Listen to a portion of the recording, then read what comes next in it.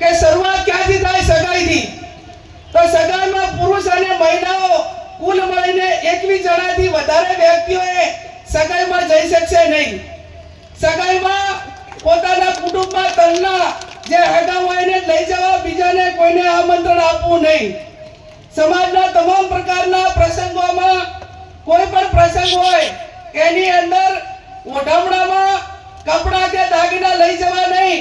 તમામ આપણા રીત રિવાજો પ્રમાણે રોકડમાં ઓઢામણું કરવું. સગાઈમાં માત્ર કેટલી વસ્તુ લઈ જવાની રહેશે? સાડી, નાળિયેર અને રૂપિયો. આ ત્રણ જ વસ્તુ સગાઈની અંદર લઈ જવાની રહેશે. બીજી કોઈ પણ પ્રકારની વસ્તુ લઈ જવાની રહેશે નહીં.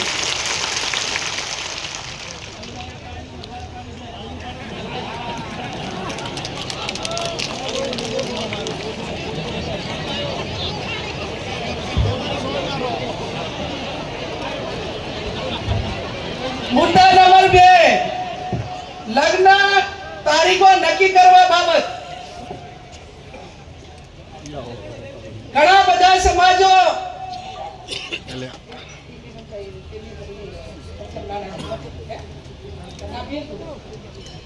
લગ્ન તારીખો નક્કી કરવા બાબત.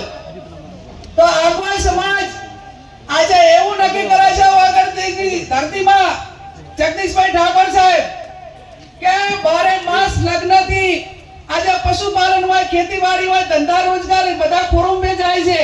અને સમય આવ્યો છે કે એક મિનિટ ઉપર દુનિયા ચાલે છે અને આપણને વર્ષોની મહિનાની કિંમત નથી. ત્યારે 2 માસમાં જ સમાજ જ્ઞાનીબેનને વિનંતી કે મુદ્દાનું વાંચન થતું હોય ત્યારે માત્ર મુદ્દાઓ જ વાંચશે, વચ્ચે બીજો વિષય નહીં લે. આપણે જે વાત નક્કી થઈ છે, વર્ષમાં 2 માસમાં જ સમાજને લગ્ન માટે તારીખો નક્કી કરવાની થાય છે. વૈશાખ સુદ એકમથી 15 દિવસ પૂનમ સુધી. એટલે વૈશાખ મહિનામાં અજવાળિયામાં 15 દિવસ અને મહા મહિનામાં અજવાળિયામાં 15 દિવસ આખો ઠાકોર સમાજ એ પોતાના ઘરના લગ્ન હોય કે સમૂહ લગ્ન માટે છૂટ આપેલી છે. પણ વ્યક્તિગત લગ્નમાં 2 મહિના જે આપણે નક્કી કર્યા છે એના 15 દિવસ, એના પછી કોઈ લગ્ન કરવાના રહેશે નહીં. 1 મહિનામાં આખા સમાજે લગ્ન પતાવી દેવાના અને કોઈ ઇમરજન્સી હોય તો પોતાની રીતે લગ્ન કરે. બાકી 11 મહિના સમાજે ધંધા રોજગાર તરફ આગળ વધશે.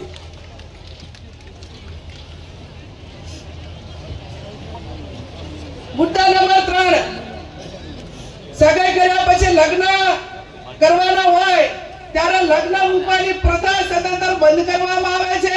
સામ સામે ચર્ચા કરીને ગણેશ લેવાના રહેશે. લગ્ન પ્રસંગે પત્રિકા છપાવવાની નહીં રહે. સાદું કાર્ડ રાખવું.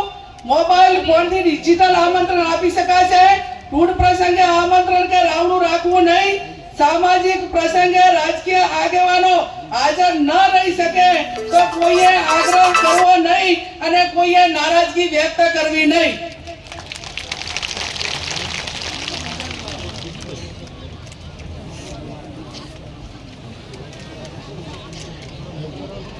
એના પછી જાન લઈ જવાના પ્રસંગે જાનમાં સનરૂફ ગાડી લઈ જવી નહીં.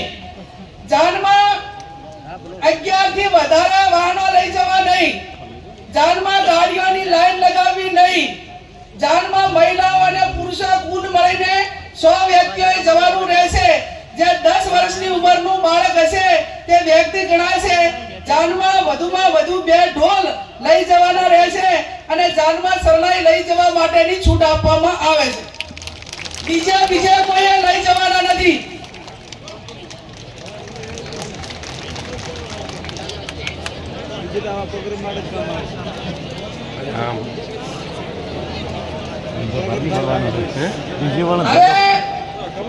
આપણે પટલું, દાગીના, હમાઓ અલગ અલગ પંથકમાં બોલાય છે. વરરાજા સામે ગામ જન લઈ જાય વેવાઈને ત્યાં તો એને કયા દાગીના લઈ જવા? બુટી, મંગળસૂત્ર, પગની જાજરી અને સાદી બંગડી લઈ જવાની રહેશે. આ સિવાય અન્ય કોઈ દાગીના કોઈ પણ સંજોગોમાં લઈ જવાના રહેશે નહીં.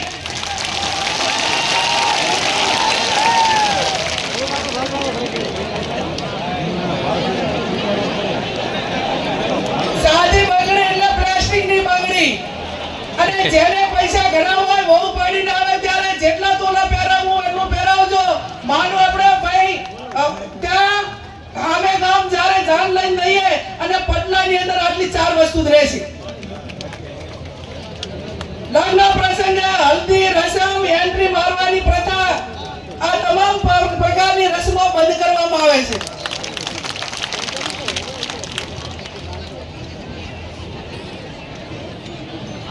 જમણવારનો પ્રસંગ. જમણવારમાં એક મીઠાઈ, દાળ ભાત, કઠોળ, લીલી શાકભાજી, રોટલી, રોટલા, પૂરી રાખવાની રહેશે. આનાથી વધારે કોઈ પણ પ્રકારની આઈટમો લગ્ન પ્રસંગમાં બનાવવી નહીં.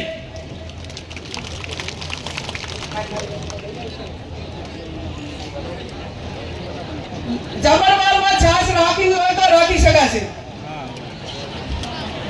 ઉનાળાનું હોય તો સાહેબ છાશ રાખવી પડે. હવે પછી આવ્યો મામેરાનો પ્રસંગ. નહીં આવે